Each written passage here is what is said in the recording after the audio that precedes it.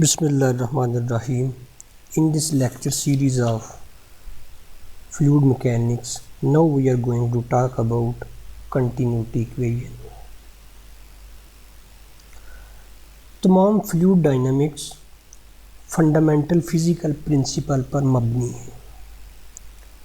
उन physical principle का flow model पर इतलाक़ किया जाता है। फ़्लो का हर डिफरेंट मॉडल गवर्निंग इक्वेशन के लिए एक डिफरेंट मैथमेटिकल स्टेटमेंट कंजर्वेटिव और नॉन कंजर्वेटिव फॉर्म में प्रोड्यूस करता है। उसके बाद हमें कंटिन्यूटी, मोमेंटम और एनर्जी इक्वेशंस हासिल होती हैं। आखिर में फिज़िकल बाउंड्री कंडीशन और अप्रोप्रिएट मैथमेटिकल स्टेटमेंट डेवलप की जाती हैं। गवर्निंग इक्वेशन बाउंड्री कंडीशन को मद्देनज़र रखकर अप्रोप्रिएट न्यूमेरिकल एल्गोरिथम से सॉल्व की जाती हैं और उनसे रिज़ल्ट डेवलप किए जाते हैं। फिज़िकल प्रिंसिपल तीन यूज़ होते हैं। पहले नंबर पे mass is conserved, Newton second law of motion और third energy is conserved. Mass is conserved का यूज़ करके हम continuity equation, Newton second law of motion के यूज़ से हम मोमेंटम इक्वेशन और एनर्जी इज़ कंजर्व्ड से हम एनर्जी इक्वेशन फाइंड करते हैं। फाइनाइट कंट्रोल वॉल्यूम एक फ़्लो फील्ड जिसको रिप्रेजेंट किया जाता है स्ट्रीम लाइन से, उसमें एक फाइनाइट रीजन ऑफ फ्लो और उसके अंदर एक क्लोज्ड वॉल्यूम जो है वो ड्रा किया जाता है। अब वो कंट्रोल वॉल्यूम या तो स्पेस में फिक्स किया जाता है और फ्लूइड जो है उसके अंदर से मूव कर रहा होता है, या कंट्रोल वॉल्यूम फ्लूइड के साथ मूव कर रहा होता है और उसके अंदर फ्लूइड पार्टिकल जो है वो मौजूद रहते हैं। ये हमने वो दोनों क्लोज्ड वॉल्यूम ले लिए। ये क्लोज्ड वॉल्यूम जो है ये स्पेस में फिक्स है और इसके अंदर से जो है वो फ्लूइड स्ट्रीम लाइन की फॉर्म में फ़्लो करेगा और ये जो है कंट्रोल वॉल्यूम ये फ्लूइड के साथ उसी वेलोसिटी से मूव कर रहा है जिस वेलोसिटी से फ्लूइड मूव कर रहा है। Infinitesimal fluid element fixed in space with the fluid moving through it, and infinitesimally fluid element moving along a streamline with the velocity v equal to the local flow velocity at each point. अब conservation और non-conservative form. The equation so obtained from the finite control volume fixed in space. अगर आप flow model वो use करते हैं जिसमें आपने control volume को स्पेस में फ़िक्स किया हुआ है, तो उसके मुनासबत से आपको जो भी इक्वेशंस मिलेंगी उन इक्वेशंस को आप कहेंगे conservative form of governing equation. वो चाहे आपको इंटेग्रल फॉर्म में मिलें या पार्शियल डिफरेंशियल इक्वेशन में। और इसी तरह से अगर आप दूसरा मॉडल लेते हैं जिसमें कंट्रोल वॉल्यूम जो है वो फ्लूइड के साथ मूव कर रहा है, तो उससे आपको जो गवर्निंग इक्वेशन फाइंड होंगी उनको आप कहेंगे non conservative form of governing equation. वो भी आपको इंटेग्रल या पार्शियल डिफरेंशियल फॉर्म में फाइंड आउट हो सकती हैं। Equation of continuity fundamental physical principle mass is conserved से हासिल की जाती है, यानी the governing flow equation which results from the application of this physical principle to any one of the flow model is called continuity equation, या continuity equation is an equation that describe the transport of some quantity. Conservation law में अगर देखा जाए इसकी example, तो हम कह सकते हैं कि a week version of the law of conservation of energy state that energy can neither be created nor destroyed. या equation of continuity for electric charge state that the amount of electric charge in any volume of space can only change by the amount of electric current flowing into or out of that volume through its boundary. Continuity equation चूँकि fundamental physical principle mass is conserve से find की जाती है, तो इसमें हम मास flux की बात करते हैं, यानी rate of mass flow per unit area. वैसे तो फ्लो मॉडल जो है वो काफ़ी सारे एग्जिस्ट करते हैं, लेकिन इसमें हम जो फ्लो मॉडल अप्लाई कर रहे हैं वो हमारा कंट्रोल वॉल्यूम जो है इनफाइनाइट साइमली स्मॉल एलिमेंट, वो हम स्पेस में फिक्स कर लेंगे और उसमें से जो है वो हमारा फ्लूइड जो है स्ट्रीमलाइन की फॉर्म में मूव कर रहा होगा, तो उसको हम स्टडी करते हुए कंटिन्यूटी इक्वेशन को ड्राइव करेंगे। यानी for a derivation of the continuity equation we have to study mass flow through this infinitesimally small fixed element. असल में हम फाइंड क्या करेंगे, हम फाइंड करेंगे net mass flow out of infinitesimally small element equal to time rate of decrease of mass inside the infinitesimally small element. तो ये हमने वो फ्लो मॉडल ले लिया है जिसको हम इनफाइनाइट साइमली स्मॉल एलिमेंट कह सकते हैं, जो कि हमने फिक्स किया हुआ है स्पेस में और इसके अंदर से जो है वो फ्लूइड मूव कर रहा है। और हमने कार्टेशियन कोऑर्डिनेट सिस्टम ले लिया, इसमें डेंसिटी और वेलोसिटी जो होगी फ्लूइड की वो फंक्शन ऑफ स्पेस वेरिएबल और टाइम होंगे। और ये जो हमने इनफाइनाइट साइमली स्मॉल एलिमेंट लिया है जिसकी मदद से हमने मास इज कंजर्व जो है उसको स्टडी करना है, इसकी जो साइड्स की लेंथ है एक्स एक्सिस के अलांग इसकी लेंथ dx है, वाई एक्सिस के अलांग जो है वो dy और z एक्सिस के अलांग जो है वो dz है। तो चूंकि इस इनफाइनाइट साइमल स्मॉल एलिमेंट के 6 फेसेस हैं, एक लेफ्ट और राइट फेस, टॉप और बॉटम फेस और फ्रंट और बैक फेस, तो हम दो फेस के लिहाज से इसको स्टडी करेंगे। सबसे पहले हम लेफ़्ट और राइट फेस को स्टडी करते हैं। अब देखें हर फेस जो है ये एक प्लेन है, मसलन ये फेस आप देखें और ये फेस यही है जो परपेंडिकुलर टू एक्स एक्सिस है। इसका जो लेफ़्ट और राइट फेस है ये दोनों परपेंडिकुलर टू एक्स एक्सिस हैं। तो इन फेसेस का जो एरिया होगा वो dy/dz होगा।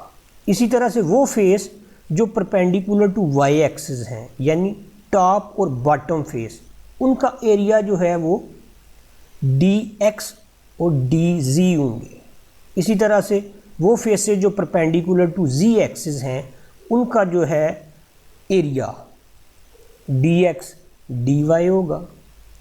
अब हमने चूँकि यहाँ पे मास की बात करनी है, तो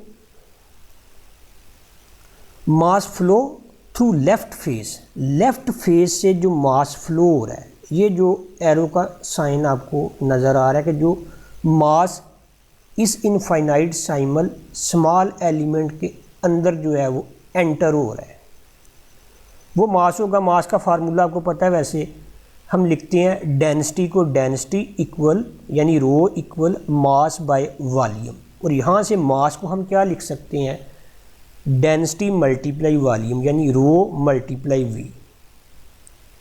और चूँकि यहाँ पे मास जो है फ्लूइड का मास वो मूव कर रहा है, वो फ्लो कर रहा है, तो यहाँ इसकी वेलोसिटी जो है उस डायरेक्शन में, अभी हम डायरेक्शन काउंट कर रहे हैं एक्स एक्सिस यानी फ्लो अलोंग एक्स एक्सिस, तो इस एक्सिस में जो वेलोसिटी कंपोनेंट है वो कंसीडर होगा, यानी मास को हम क्या लिखेंगे, रो मल्टीप्लाई वॉल्यूम।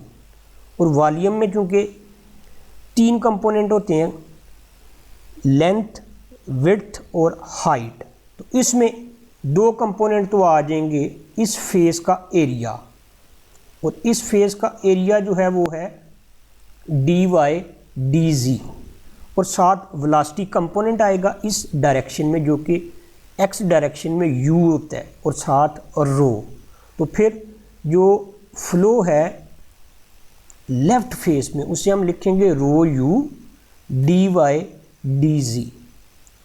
इसी तरह से चूँकि रो भी और वेलोसिटी ये दोनों जो है, ये रो हमने लिखी हुई है कि फंक्शन ऑफ स्पेस वेरिएबल और टाइम है, जबकि ये वेलोसिटी हमने वेक्टर लिखा हुआ है, और इस वेक्टर के तीनों कंपोनेंट u v और w ये खुद भी जो है स्पेस वेरिएबल और टाइम के जो है ये फंक्शंस हैं। तो चूँकि वेलोसिटी भी और डेंसिटी ये दोनों स्पेस और टाइम के फंक्शंस हैं, तो जब यहाँ से फ्लूइड आपका इंटर होगा और यहाँ से लेफ़्ट फेस से इंटर हो रहा है और राइट फेस से ये आउटफ्लो हो रहा है, तो क्या इस फ्लो में कुछ चेंज आएगी या नहीं, क्योंकि आपकी डेंसिटी भी और वेलोसिटी भी, इसमें देखें जो एंटर हो रहा है उसमें रो भी आ रही है और यू भी आ रहा है, यानी velocity component along x axis और डेंसिटी ऑफ द फ्लूइड रो जो है, डेंसिटी भी फंक्शन ऑफ स्पेस वेरिएबल और टाइम है और यू भी स्पेस वेरिएबल और टाइम है। और जब ये एंटर होगा तो यहाँ से यहाँ जब ये डिस्टेंस ट्रैवल करेगा, तो चूँकि ये दोनों स्पेस वेरिएबल और टाइम के फंक्शंस हैं, तो इस लिहाज से यहाँ मूविंग में इनमें चेंज आएगी। तो वो जो चेंज आएगी वो चूँकि फ्लो हो रहा है एक्स डायरेक्शन में, इस वजह से वैसे तो ये इसमें चूँकि डेंसिटी भी और वेलोसिटी भी ये 4 वेरिएबल के फंक्शंस हैं, लेकिन हम यहाँ पे सिर्फ काउंट कर रहे हैं एक्स वेरिएबल को। तो एक्स के अलावा ये आपने इसमें चेंज देखनी है, तो वो फिर जो चेंज आएगी यहाँ से यहाँ जब इनफ्लो हो रहा है और जब आउटफ्लो हो रहा है वो होगी rho u d y d z, इसमें चेंज आएगी विद रिस्पेक्ट टू एक्स, तो उसे हम लिखेंगे partial by partial x rho u d x d y d z. क्योंकि पोजीशन और टाइम के रिस्पेक्ट में जो फ्लूइड का मास है उसमें चेंज आएगी, जो कि हमने ये लिख ली। अब इनफ्लो ये हो रहा है तो आउटफ्लो जो है वो फिर हम ये लिखेंगे rho u plus partial by partial x rho u d x into d y d z, यानी the mass flow through left faces, वो तो हमने ये लिख लिया। अब चूंकि वेलोसिटी और डेंसिटी दोनों फंक्शंस हैं स्पेक्ट्रल लोकेशन के, तो value of mass flux across the right face ये बिल्कुल डिफरेंट होगी फ्रॉम द लेफ्ट फेस से, और इनका जो डिफरेंस होगा उसको हम ये लिख रहे हैं, क्योंकि मास में जो है वो चेंज है विद रिस्पेक्ट टू एक्स। तो जो राइट फेस से फ्लो क्रॉस होगा मास फ्लो जो है उसको फिर हम ये लिख लेंगे, ठीक है। इसी तरह से हम बाकी जो 4 फेसेस हैं टॉप और बॉटम, फ्रंट और बैक, टॉप और बॉटम जो है ये परपेंडिकुलर टू वाई एक्सिस है, फ्रंट और back perpendicular to z axis है। इनके रिस्पेक्ट में हम टोटल इनफ्लो और आउटफ्लो देखेंगे और उसके बाद उसको कंबाइन करेंगे, तो वो हमें इस पूरे इनफाइनाइट साइमल स्मॉल एलिमेंट के लिए हमें इनफ्लो और आउटफ्लो की मकदार मिल जाएगी।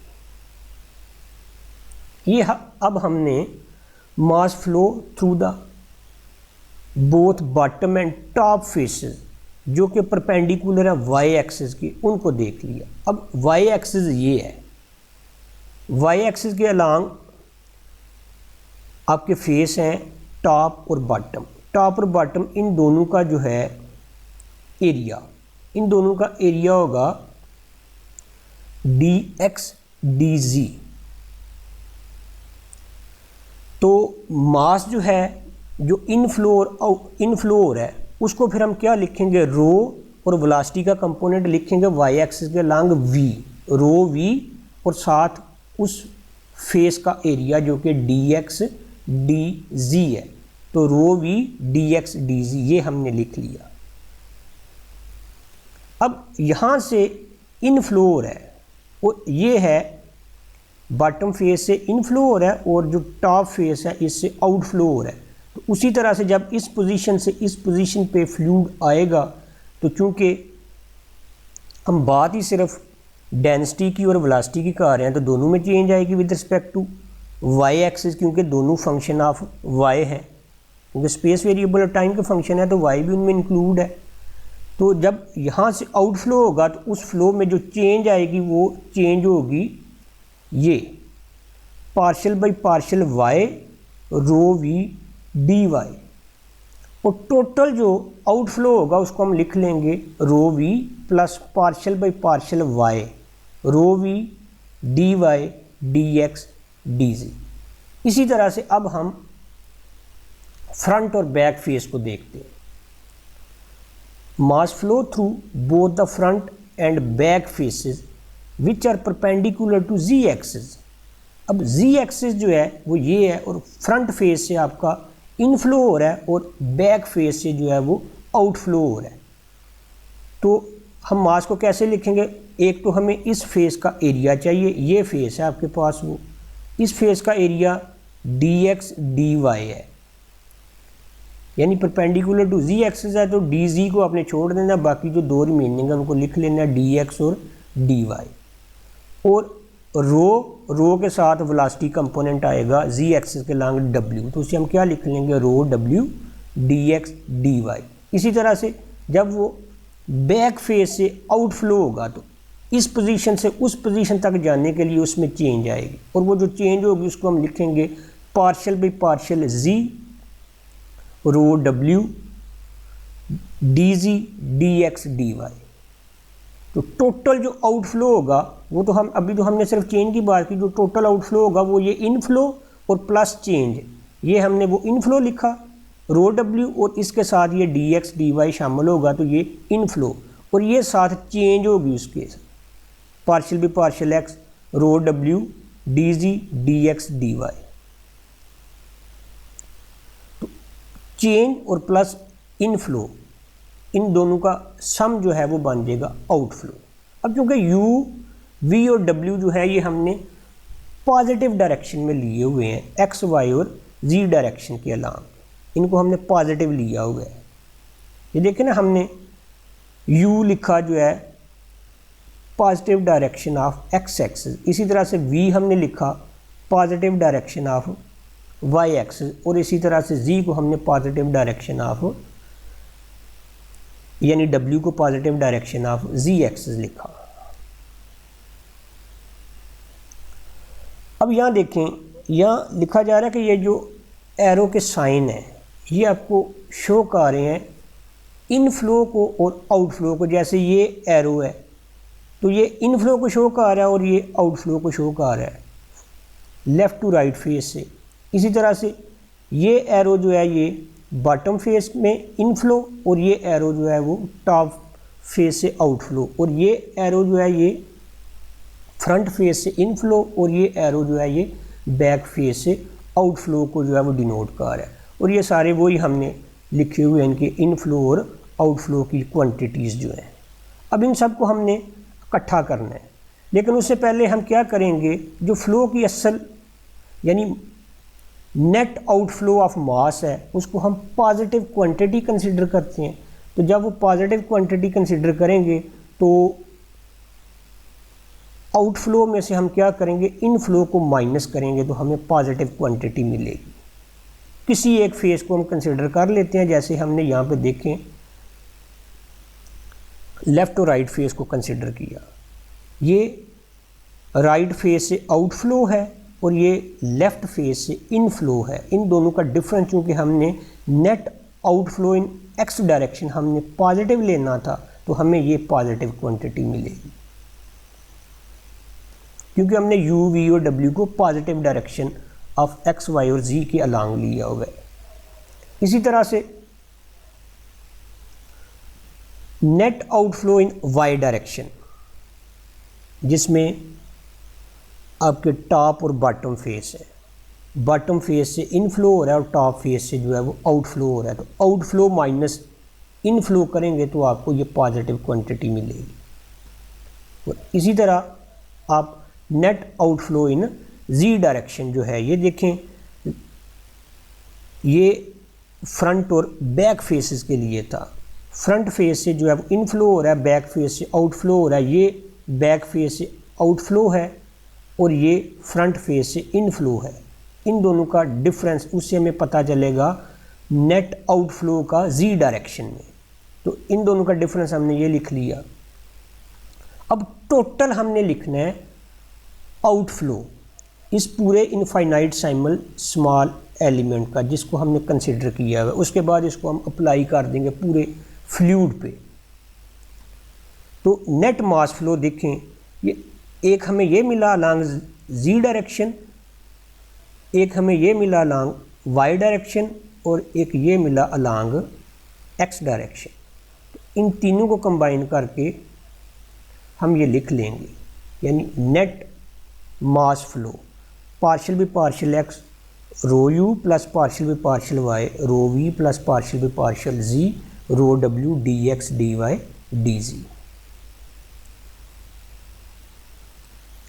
अब हमें तो पता है कि फ्लूइड का टोटल मास जो है इस इनफाइनाइट साइमल स्मॉल एलिमेंट के अंदर वो तो ये होगा rho d x d y d z, क्योंकि मास को हम लिखते हैं डेंसिटी मल्टीप्लाई वॉल्यूम, और डेंसिटी जो है फ्लूइड की वो उसको रो से डिनोट किया जाता है, और उस इनफाइनाइट साइमल स्मॉल एलिमेंट का जिसकी साइडों की लेंथ हमने d x d y d z ली हुई है, उसका टोटल वॉल्यूम बन जाएगा d x time d y time d जी।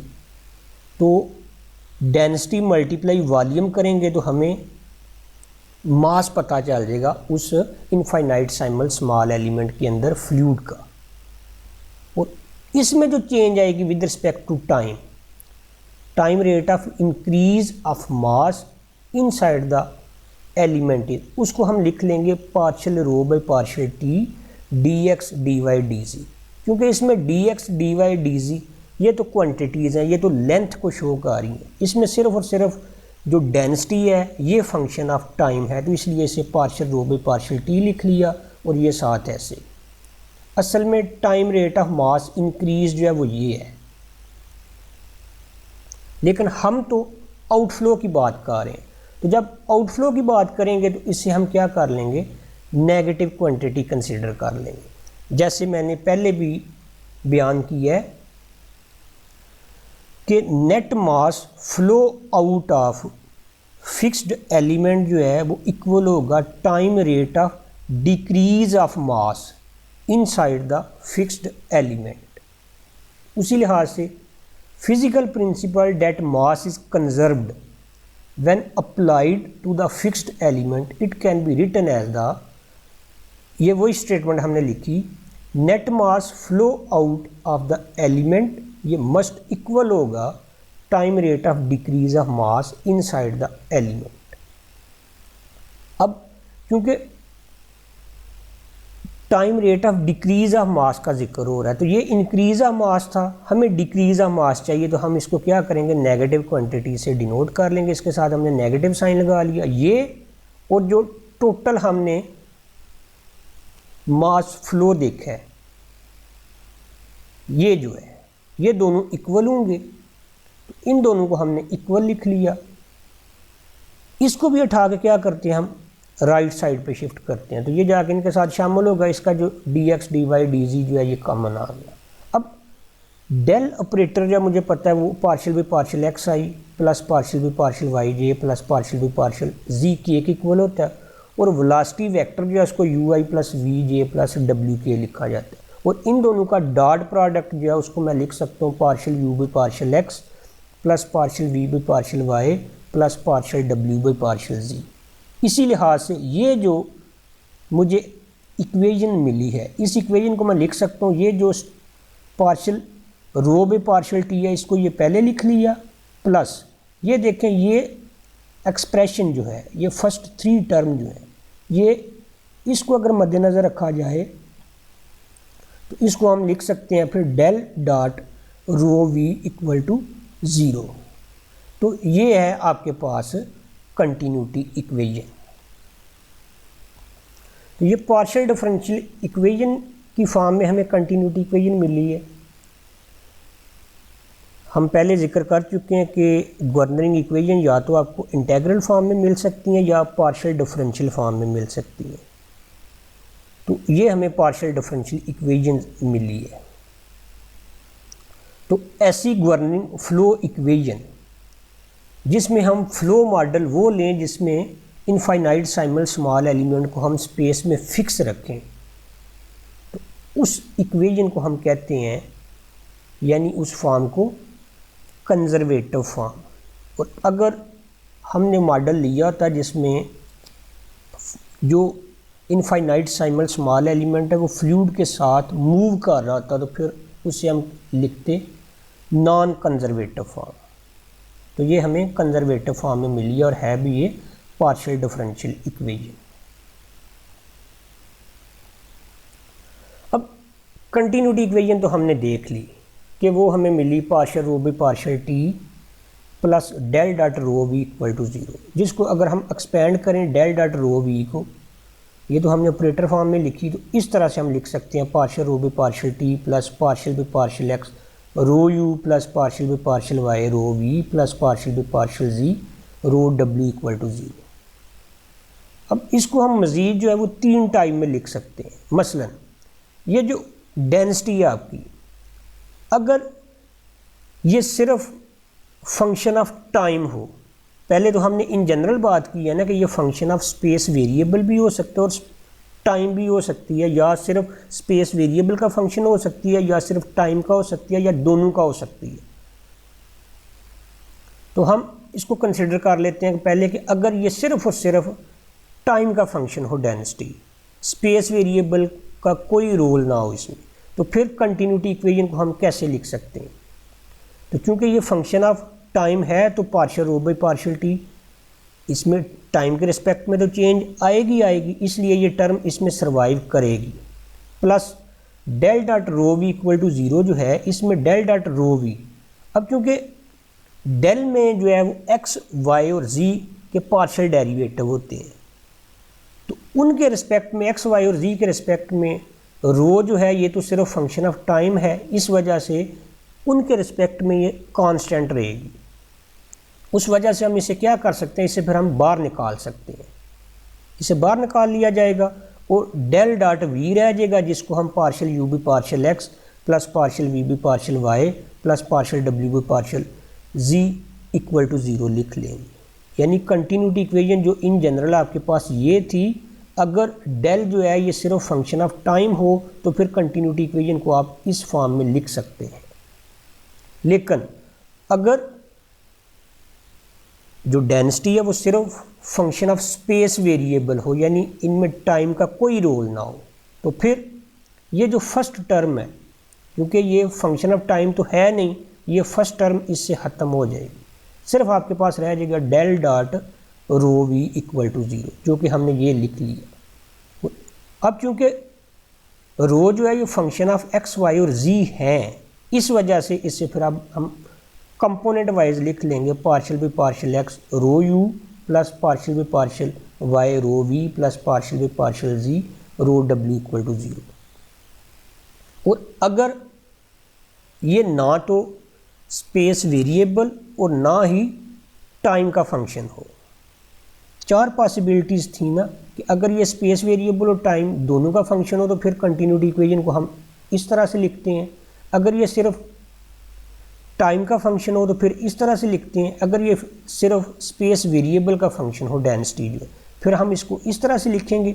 और अगर डेंसिटी कांस्टेंट हो, यानी डेंसिटी ना तो स्पेस वेरिएबल के रिस्पेक्ट में और ना ही टाइम के रिस्पेक्ट में चेंज हो रही हो, तो फिर एक तो ये टर्म भी इसमें नहीं आएगी, दूसरे नंबर पे इसमें एक्स वाई जी का भी कोई रोल नहीं होगा। तो इस रो को हम क्या करेंगे, बाहर निकाल सकते हैं। इसको बाहर निकाला तो del dot v equal to 0 रह गया। अब क्योंकि ये कांस्टेंट है तो ये तो 0 हो नहीं सकती, तो फिर 0 किसने होना है, डेल डॉट वी ने 0 होना है। और डेल डॉट वी ज़ीरो हो तो इसको हम इस तरह से लिख सकते हैं, ठीक है। यानी कंटिन्यूटी इक्वेशन को हम इन 4 टाइप्स में लिख सकते हैं। वो डिपेंड करता है कि आपकी जो डेंसिटी है वो किन वेरिएबल्स का फंक्शन है। अब एक इसका क्वेश्चन देखते हैं।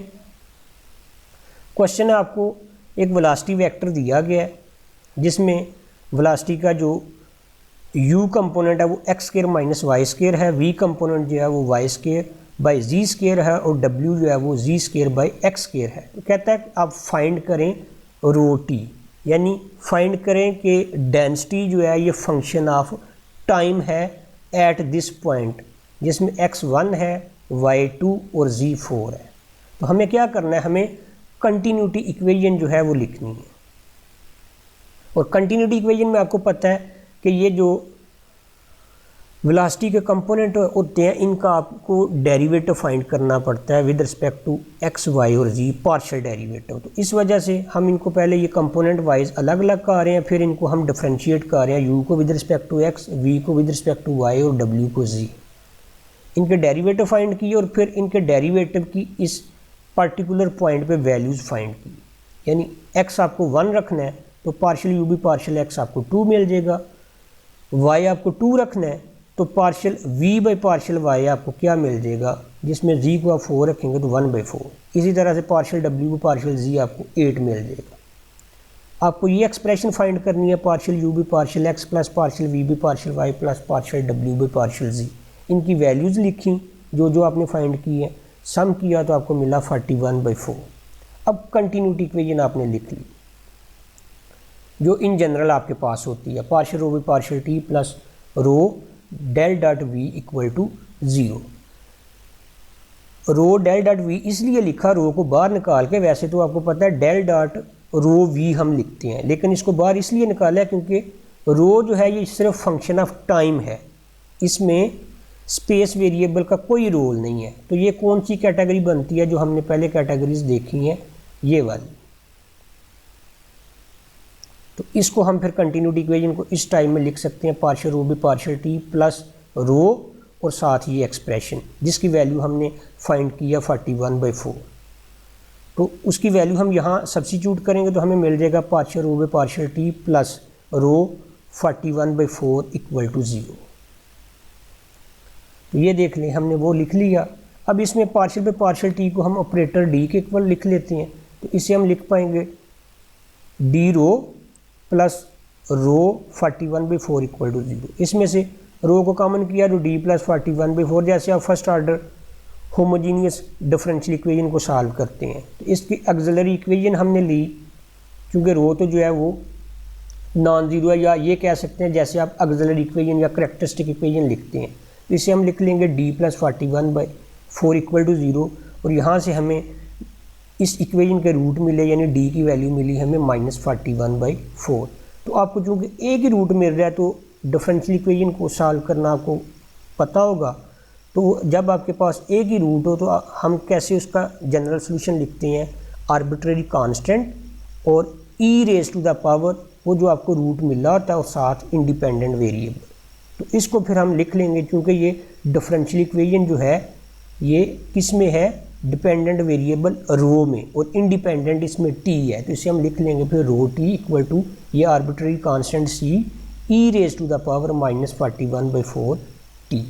तो ये आपको क्या मिल गई इस वेलोसिटी वेक्टर से इस पॉइंट पे रो टी की, यानी जब डेंसिटी आपकी फंक्शन ऑफ टाइम हो तो उसके लिए आपको उसकी वैल्यू मिल गई। अल्लाह हाफिज़।